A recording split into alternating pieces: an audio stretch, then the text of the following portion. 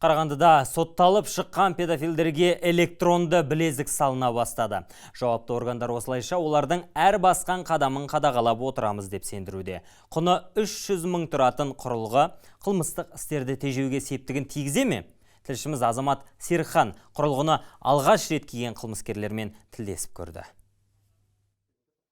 Бүгін аяғына электронды білезік салынған 27 жастағы Сергей Иванов осыған дейінде 2 рет істі болған. Сот оны бас бостандығынан айырмай 3 жылға шектеу туралы жаза тағайындаған. Енді ол бақылауда болып белгілі бір шектеумен жүріп тұрады. Денесіне байланған электронды білезіктің арқасында бақылау тіптен күшейе түспек. Совершил правонарушение уголовное. Иә, жасаған қылмысымды мойындаймын. Қазір пробация қызметіндегілер бақылаудың жаңа әдісі бойынша электронды білезік тағып жатыр. Бақылау күшейгендіктен ендігіде барынша өз өміріме жауапкершілікпен қарайтын боламын. Түзелуге уәде беремін.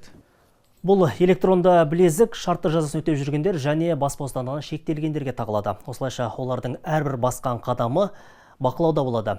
Егер шартты жазасын өтеп жүргендер тәртіп бұзса, бірден осы білезік арқылы белгілі болады. Пробация қызметінің өкілдері мұндай құрылғының көмегімен көптеген қылмыстың алдын аламыз дейді. Бүгін біз алғаш рет қылмысты жасауға бейім азаматтар, ұрлық, тонау, бұзақылық және зорлау ісі бойынша сотталғандарға осы құрылғыны тағуды бастадық. Біздің пробация қызметкерлері күні-түні олардың әрбір әрекетін назарда ұстайды.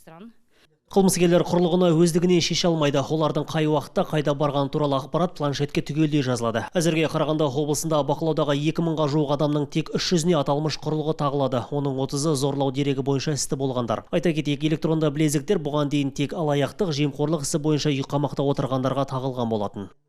Азамат Серікхан, Еркелан Тойболдин, Айбат, жаңалықтар қызметі.